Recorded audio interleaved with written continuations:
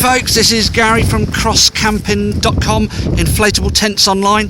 We like to do a few videos now and then of windy days, especially on our inflatable tents. You can see from that flag, it really is blowing today. This is probably one of the worst days.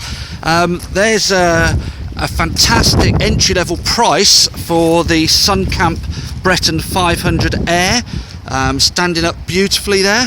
The Outwell tents, and again these Outwells haven't even got any guy ropes holding them up, and they are absolutely rock solid. I mean, they are fantastic. Over there you can see the flag has wrapped itself around the pole.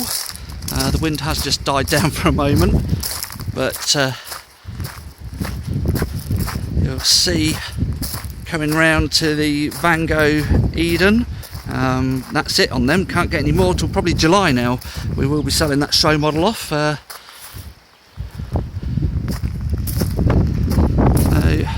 There's the camper Fileys. The wind's picking up again. You can see the flag there. Here's some Van Gogh air beams, just with the straps at the front.